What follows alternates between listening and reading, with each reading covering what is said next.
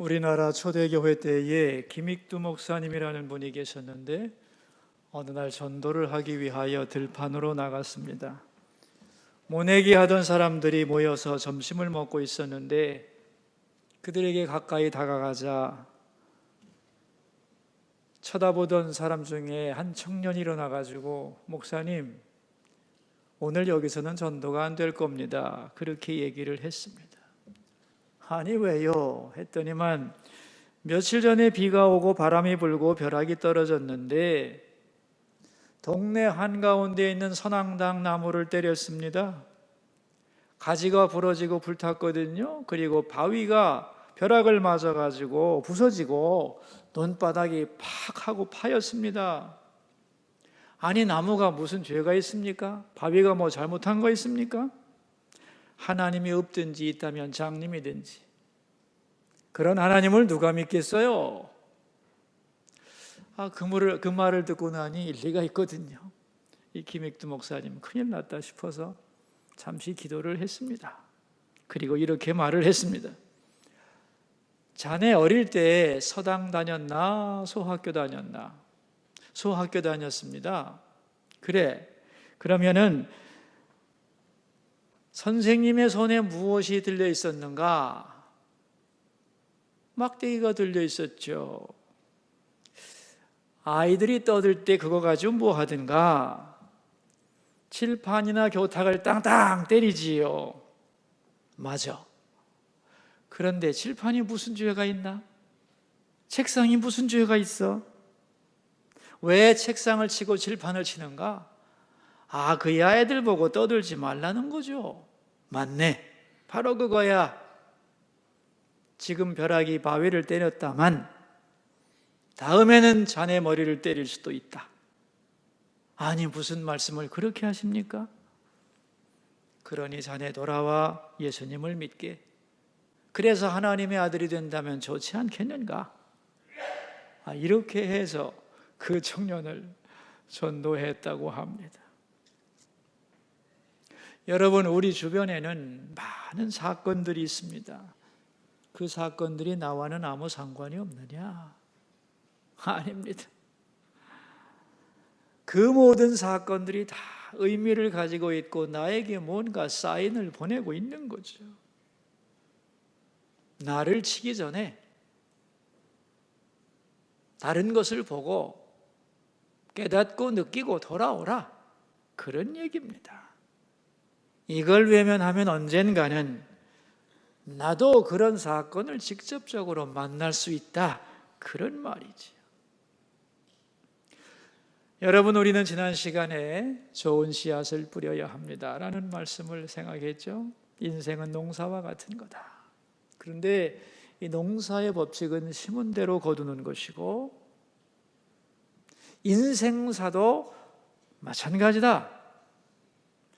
심는 시간과 장소가 다를 뿐, 시간과 대상이 바뀔 뿐, 농사나 인생사나 심은 대로 거둔다는 법칙은 변함이 없다. 그러므로 좋은 씨앗을 심어야 한다.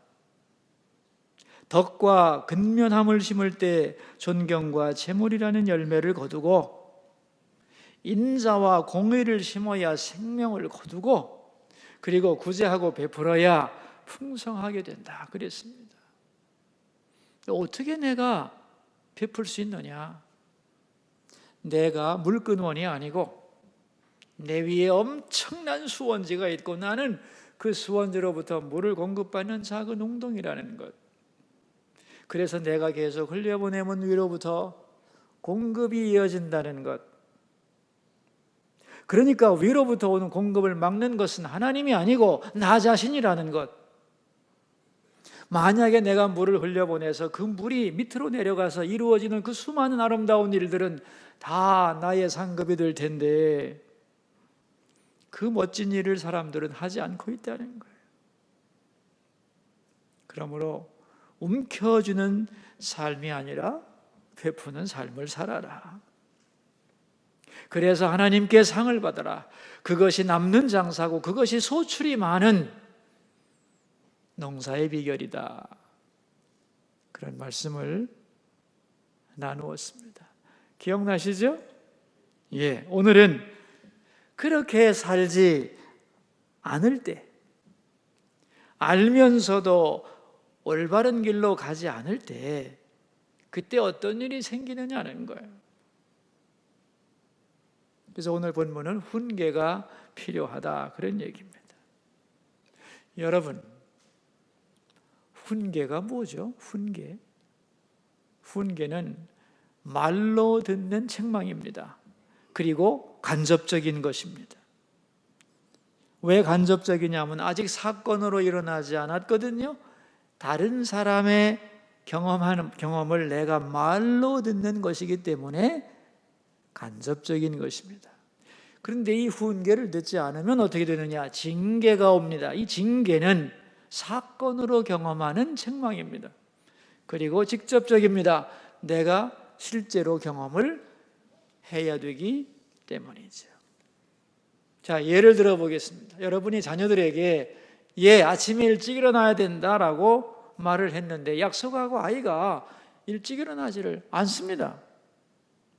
그럼 왜 그러냐고, 일찍 일어나야 된다고 책망을 하죠. 이게 훈계입니다.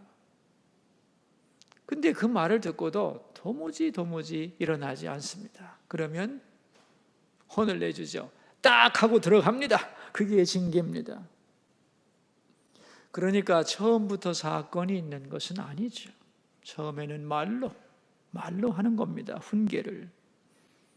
그러나 그것을 계속해서 외면하면 사건이 터지죠. 그게 징계입니다. 그러므로 징계는 강력한 말씀이 되는 거죠. 이런 질문을 해볼 수가 있죠. 왜 인간에게는 훈계가 필요한가? 우리가 완전하지 않기 때문에요. 세상은 죄가 많고 우리는 굉장히 자기중심적이라서 제 멋대로 살려는 마음이 있어요.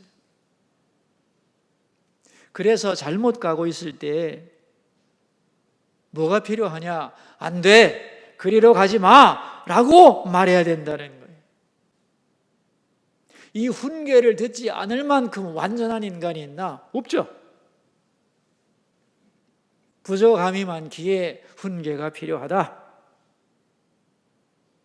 잘못된 생각과 의지를 그대로 내버려 두면 고치기 어려워지고 삐뚤어지는 거죠. 여러분, 자동차 운전할 때 이론적으로는 가만히 있으면 자동차가 똑바로 가야 되는데 똑바로 가냐? 안 갑니다. 도로의 사정 때문에, 자동차의 사정 때문에, 여러 원인 때문에 똑바로 가지 않고 엉뚱한 곳으로 가죠. 계속 방향을 조정해야 되는 겁니다. 인생도 마찬가지라는 거죠. 훈계를 통하여 계속 방향을 조절해야만 하는 겁니다. 그래서 이 훈계는 인간에게 꼭 필요한 것인데 갈수록 훈계는 줄어들고 있습니다. 왜 줄어드느냐? 들으려고 하지 않기 때문에. 이 시대는 포스트 모더니즘 시대입니다. 자기 생각에 옳은 대로 행하는 시대고 절대 가치를 부정하면서 내가 옳다고 하는 것이 나의 진리라고 믿는 시대예요. 그래서 디모데후서 4장에서는 말세가 되면 사람들이 귀가 가려워서 올바른 소리를 듣지 않고 자기가 듣고 싶은 소리만 들을 거라 그랬어요. 다시 말하면 올바른 얘기를 듣지 않는 시대가 올 거다. 훈계를 원하지도 않고 듣지도 않는 시대로 갈 거라고 성경은 예언했습니다, 여러분. 훈계를 들으려고 하지도 않고요. 또 훈계할 사람도 많지 않습니다. 왜? 훈계를 하려면요, 무엇가 나쁘다는 것을 정확하게 아는 가치 기준이 있어야 되거든요. 그건 분별력 있는 사람만이 하는 거거든요. 이런 사람이 줄어들죠. 또한 훈계는 사랑하지 않으면 절대 못하는 겁니다. 사랑이 있어야 훈계하는 거예요. 그리고 저 사람이 받아들인다는 신뢰가 있어야 훈계하는 거지. 내가 싫은 소리 해가지고 욕먹을 이유 있어요? 그래서 훈계하는 사람도 줄어듭니다. 슬픈 일이죠. 훈계가 필요한데 하는 사람도 없고 듣는 사람도 없으니. 그러나 하나님은 우리를 끊임없이 훈계하십니다. 정말로 사랑하기 때문에, 그리고 포기하지 않기 때문에. 제가 전에 어떤 곳에 가서 아침에 성경 공부를 인도를 했는데 맨 앞에 와가지고 앉아가지고 말끝마다 끄덕끄덕 하는 분이 계셨어요. 알고 보니 집이 굉장히 먼데도 아주 일찍 나와서 그 자리에 꼭 앉아 계시곤 했어요. 그래서 이제 함께 밥을 먹다가 질문을 했어요. 일찍 나오기 힘드시죠? 그랬더니 혼나는 맛에 나옵니다. 그러는 거예요. 예, 그게 무슨 말씀이세요? 그랬더니 내가 시장 바닥에서 장사를 하며 사는데 하나님 앞에 나오면 이렇게 살아야 하는구나. 혼나고 갑니다. 그럴 때 제 마음에 시원함을 느끼죠. 이러는 거예요. 제가 부담스럽지 않습니까? 그랬더니만 부담되지만 이런 시간 없으면 저는 금방 못 쓰게 됩니다. 말씀 이야기지요. 제가 그 말을 지금도 기억합니다.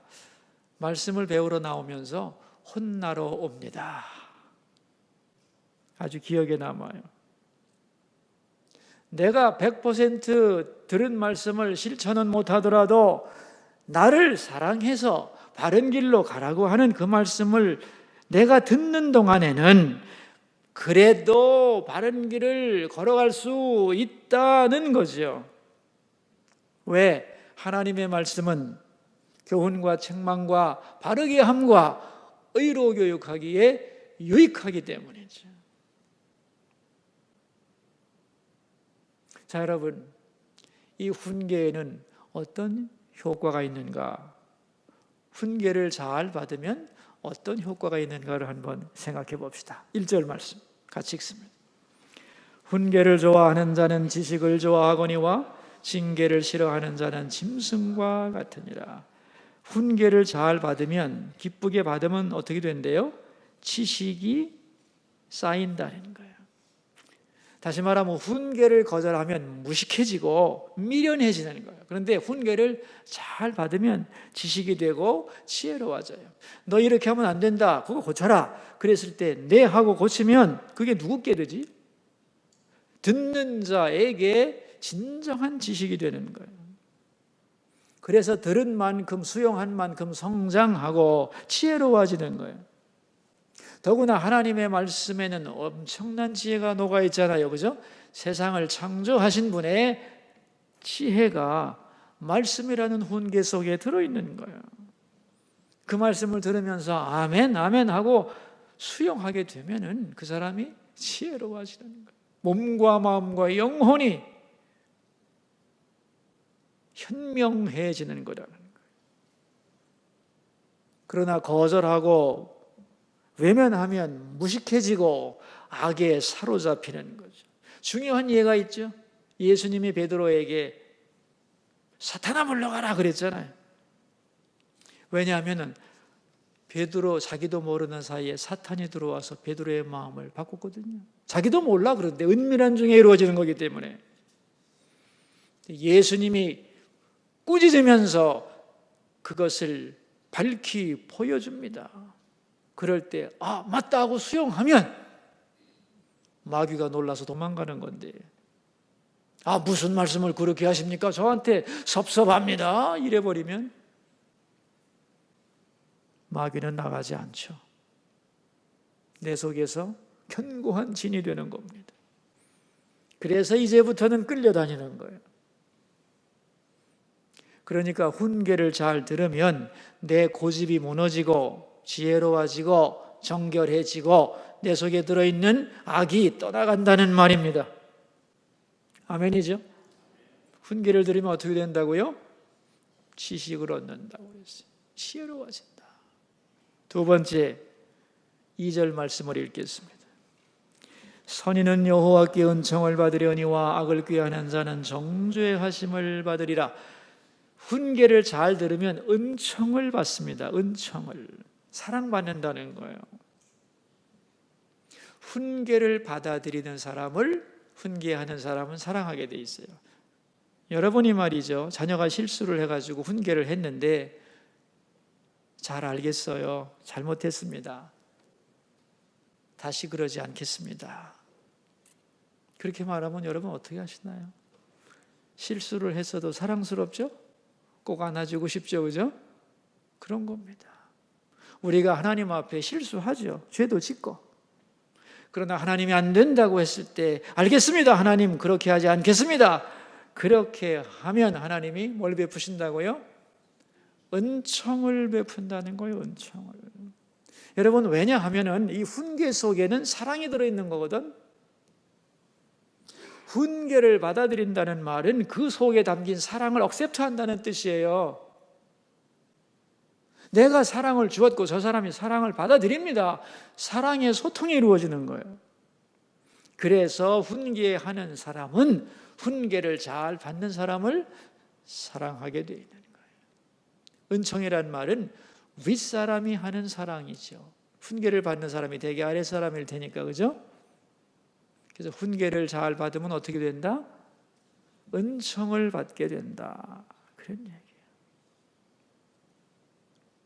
근데 내가 훈계를 좋아하는 사람인지 아닌지를 알 수 있는 방법이 있어요.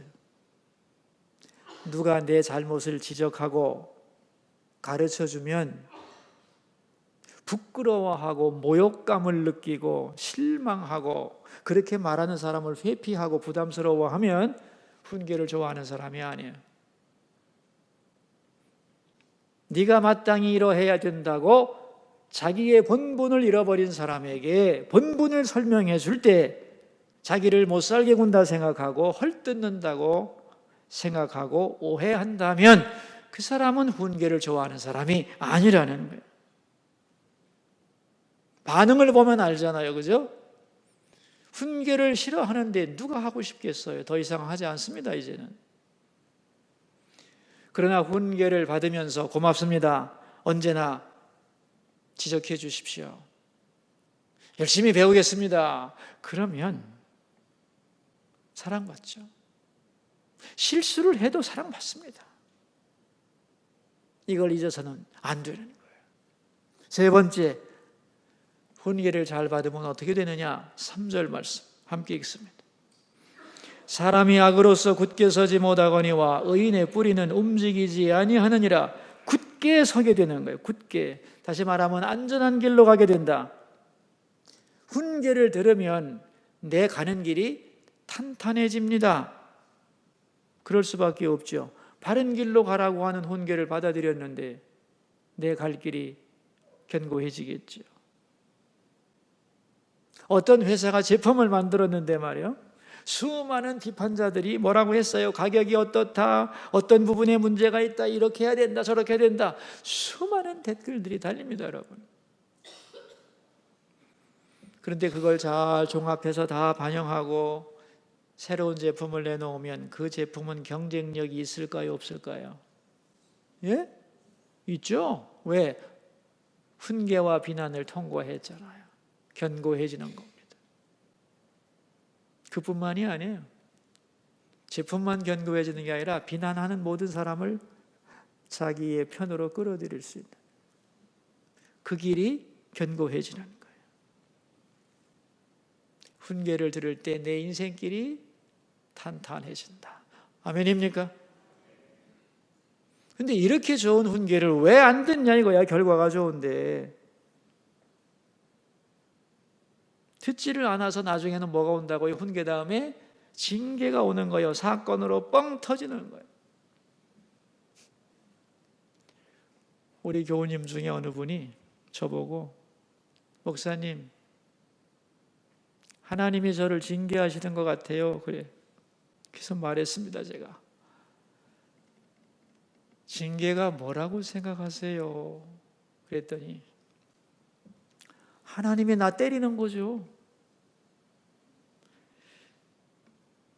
기분이 어떠세요? 그랬더니 가만히 있어요.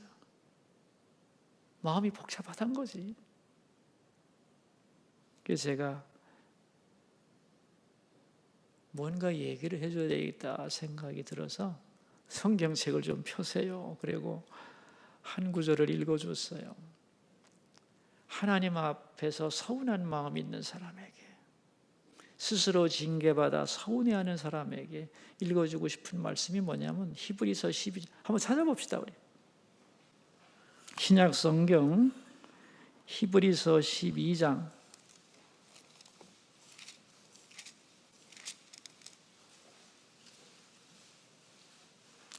히브리서 12장 5절에서 13절 말씀. 자, 우리 함께 읽어요. 또 아들들에게 권하는 것 같이 너희에게 권면하신 말씀도 잊었도다. 일러스되 내 아들아, 주의 징계하심을 경히 여기지 말며 그에게 꾸지람을 받을 때에 낙심하지 말라. 주께서 그 사랑하시는 자를 징계하시고 그가 받아들이시는 아들마다 채찍질하심이라 하였으니 너희가 참음은 징계를 받기 위함이라. 하나님이 아들과 같이 너희를 대우하시나니 어찌 아버지가 징계하지 않는 아들이 있으리요? 징계는 다 받는 것이거늘 너희에게 없으면 사생자요 친아들이 아니니라. 또 우리 육신의 아버지가 우리를 징계하여도 공경하였거든 하물며 모든 영의 아버지께 더욱 복종하며 살려 하지 않겠느냐. 그들은 잠시 자기의 뜻대로 우리를 징계하였거니와 오직 하나님은 우리의 유익을 위하여 그의 거룩하심에 참여하게 하시느니라. 무릇 징계가 당시에는 즐거워 보이지 않고 슬퍼 보이나 후에 그로 말미암아 연단받은 자들은 의와 평강의 열매를 맺느니라.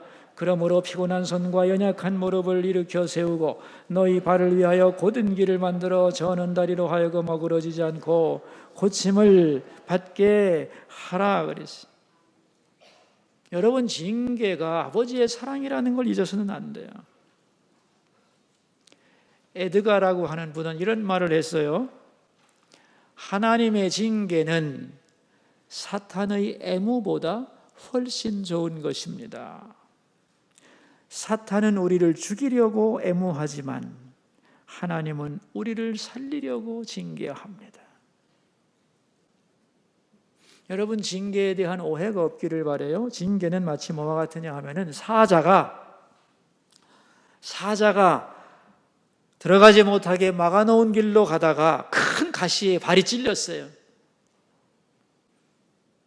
그 가시 때문에 괴로워해요. 어떻게 해야 되냐? 그때는 그 사자를 꽁꽁 묶어야 됩니다.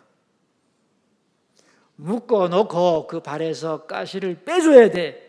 그래야 치료가 되는 거예요. 그런데 사자는 자기를 묶는 거, 그리고 가시를 뺄 때 아파요. 자기를 괴롭힌다고 생각합니다. 그러나 괴롭히는 건가? 괴롭히는 거예요? 아니요. 치료하는 거예요. 치료.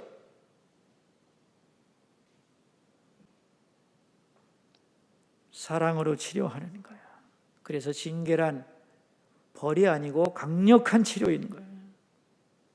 그런데 이 사자가 말이야, 그 가시를 빼주는 사람을 잡아먹는다면, 징계를 거부한다면 그것이 이제 짐승이죠. 그죠? 1절 끝에 그랬잖아요.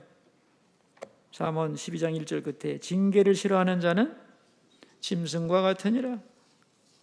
아무 통제도 받지 않고 본능대로 살려는 것, 그게 짐승입니다. 그러나 훈계를 좋아하고 따르고 순종하면 지식이 쌓이고 은총을 받고 그 삶이 견고해진다는 거예요. 자, 이제 주제를 바꿔서 어떻게 이제는 훈계해야 하는가. 살다 보면 훈계도 할 수 있잖아요. 그 훈계의 방법이 나옵니다. 4절 함께 읽읍시다. 어진 여인은 그 지아비의 면류관이나 욕을 끼치는 여인은 그 지아비의 뼈가 썩음 같게 하느니라. 어진 마음으로 훈계를 해야 됩니다. 여러분, 아내가 남편에게 권면을 하죠. 여보, 이렇게 하세요. 그럴 때 어떻게 해야 되겠어요? 여기 계신 여자분들 남편한테 뭐라고 이렇게 훈계도 할 수 있고 조언도 하고 이렇게 권면도 하는데 어떻게 해야 되냐? 사랑을 가지고 부드럽게 말해야 돼요. 남편을 존중하는 마음으로. 그러면 남편들은 순한 양이 되어서 다 듣습니다, 여러분. 왜냐하면 여자가 현명한 조언자이기 때문에 다 듣습니다. 근데 어떤 경우에는 됐어 그만하라고 이런 얘기를 확 하죠. 왜 그런 줄 아세요? 남자는요 본능적으로 압니다. 자기가 이 가정의 왕이거든. 그런데 남편의 권위를 말하는 동안에 꺾었다는 거예요. 그래서 중단시키는 거예요. 그럴 때 여자들은 기분 나빠하지 말고 아이고 내가 자존심 건드렸구나. 우리 남편의 권위를 무너뜨렸다는 걸 인식을 해야 되는데 이 양반이 나한테 왜 화내? 이래버리면 골치 아파지는 거지. 그런 여자는 뼈가 썩은 것 같게 만든다는 거예요 지금. 쉽게 말하면. 여러분, 그래서 아내가 남편에게 훈계하고 조언할 때도 조언과 충고를 하지 말라는 게 아닙니다. 부드럽게 사랑하는 마음으로 존중하면서 그렇게 말해주면 남편은 그 아내를 뭘로 여긴대요? 면류관으로 여긴다는 거예요. 면류관. 아내 자신이 남편에게 면류관처럼 존귀한 사람이 된다는 의미도 되고, 또한 그런 말을 남편이 잘 수용하게 되면은 아내 때문에 아내의 충고로 인하여 올바른 선택을 하고 바른 길을 가게 되고, 아내의 그 지혜로운 말과 경건 때문에 많은 사람에게 존귀히 여김을 받을 수도 있다는 뜻이죠. 그래서 충고할 때 어떤 자세로 해야 된다고? 네? 어진 마음으로 부드러움과 사랑을 가지고 훈계를 하면 상대방이 잘 받아들인다는 거예요. 그러면서 여기 여자들의 지혜에 대한 얘기를 하는데, 여러분 어떤 여자가 지혜로운 여자인가? 남편을 말로 이기는 여자는 지혜로운 여자가 아닙니다. 똑똑한 여자지. 피곤한 여자. 공부 많이 하고 IQ 높은 여자가 지혜로운 여자가 아니고, 정말 지혜로운 여자는 남편의 사랑을 받고 남편이 존중해 주는 여자예요.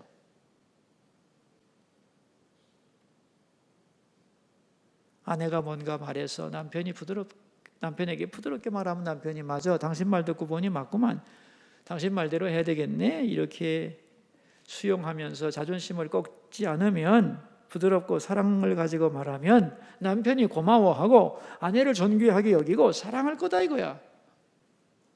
그런 대우를 받는 여자가 지혜로운 여자라는 겁니다. 똑똑하면서 싸우지 말고.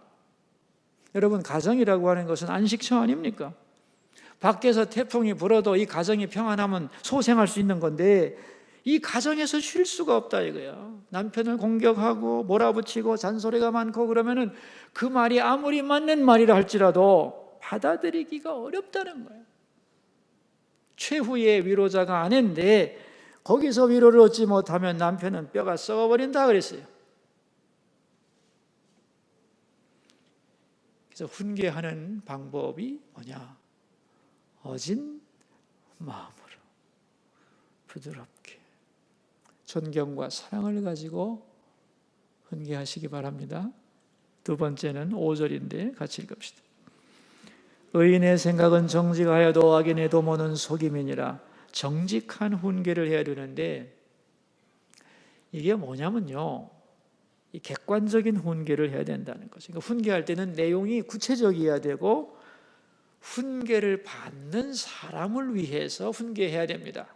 예를 들면 네가 하는 거 다 마음에 안 들어 이래버리면 훈계가 아니에요. 이거는 왜? 구체성이 떨어지거든요. 어제 네가 이런 말을 했는데 그 말은 이런 의미에서 잘못된 거다, 이렇게 얘기해 줘야 되는 거예요. 구체적으로. 무조건 마음에 안 들어 그럼 지간에는 신경질이지, 이건 훈계가 아닙니다. 여러분, 효과 없어요. 또한 너 공부 좀 잘해야지, 시험 성적 이게 뭐냐, 내가 창피해서 못 살겠다 이래버리면 이거 훈계 아니라는 거예요. 왜? 아버지 체면 때문이잖아. 훈계를 받는 사람을 위한 것이어야 해요. 네가 정말 잘 되려면 하나님이 너에게 주신 멋진 인생을 살기 위해서는 이렇게 해야 되는 거 아니냐라고 해서 아버지가 나를 걱정해서 하시는 말씀이구나 하고 받아들일 수 있도록 하는 게 이게 정직한 훈계입니다. 여러분, 과거에는 말이죠, 훈계가 나이가 어린 사람만 훈계를 듣는 거라 생각했어요. 또 지위가 낮은 사람만 훈계를 받는 거라고 생각했는데 이제는 그렇지 않습니다. 나이와 상관이 없어요. 나이가 들어도 훈계를 받아야 하고 지위가 높아도 훈계를 받아야 합니다. 미래학자 레너드 스윗은 이런 말을 했습니다. 창의성은 배경 잡음 속에서 찾을 수 있다. 아주 멋진 말입니다. 창의성은 배경 잡음 속에서 찾을 수 있다. 이게 무슨 뜻이냐면은 불만 속에 해답이 있다는 거예요. 그러니까 앞으로 기업의 혁신은 어디서 일어나야 되느냐 하면은 불만 속에서 찾아야 된다는 거예요. 그래서 성공하는 기업은 반드시 불만을 귀담아 듣고 제대로 반응하는 시스템을 가지고 있어야 된다는 거예요. 앞으로 성공하려면, 미래를 향해서 나가려면은 모든 훈계의 비난의 소리를 음표로 생각해야 한다 그랬어요. 참 멋있는 말입니다, 여러분. 나를 향한 비난과 훈계를 나를 향한 악보라고 생각하라는 거예요. 그 악보를 모으면 음악이 되고, 불만이 전체를 위한 불만이라면 그 불만들을 모으면 명곡이 된다는 겁니다.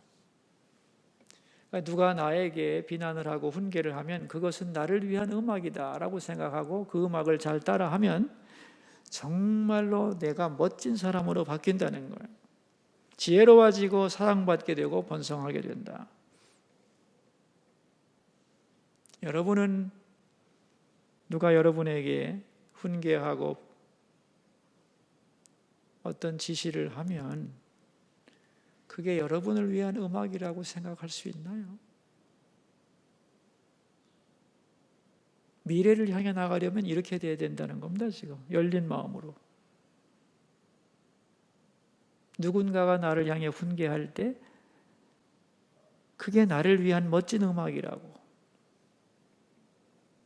그래서 그것을 수용하고 따라하면 멋진 삶이 된다 생각하라는 거예요. 여러분, 지혜로운 사람은 훈계를 듣습니다. 그래서 바른 길로 갑니다. 지혜로운 사람은 의롭습니다. 그래서 정직하게 살아갑니다. 지혜로운 사람은 다른 사람을 살립니다. 그래서 칭찬받고 번성합니다. 이 은혜가 우리에게 있기를 축원합니다. 기도합시다.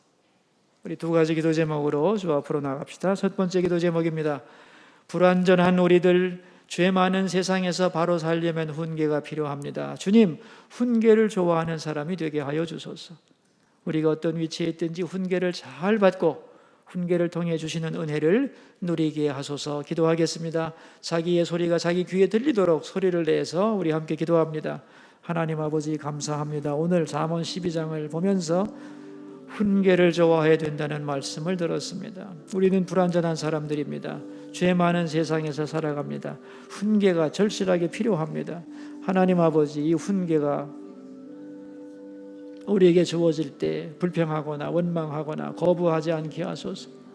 훈계를 잘 듣고 좋아하게 하소서. 그래서 지혜로워지고 사랑받고 우리의 삶이 형통하게 하소서. 훈계를 받을 때 주시는 은혜를 누릴 수 있게 하여 주소서. 만약에 우리가 훈계할 기회가 있다면 잘 하게 하여 주소서. 정직한 훈계를 하고 어진 마음으로 훈계할 수 있도록 도와주시옵소서. 두 번째 기도 제목입니다. 가을이 되었습니다. 9월 교회의 모든 사역 위에 성령을 부어주시고 또한 우리나라를 위해 기도하겠습니다. 안보와 외교와 경제, 올바른 방향을 찾게 하여 주소서. 기도하겠습니다. 교회와 나라를 위해 기도합니다. 하나님 아버지, 어느새 주께서 아름다운 가을을 주셨습니다. 이 가을에 이루어지는 교회의 모든 사역 주께서 인도해 주시고 성령을 부어 주시고 영광 받아 주소서. 우리나라의 외교, 안보, 경제 휘청거리지 않기를, 어리석어지지 않기를, 올바른 방향을 찾아갈 수 있기를, 하나님 작은 권력을 남용하지 않도록 불쌍히 여겨주소서. 이 나라를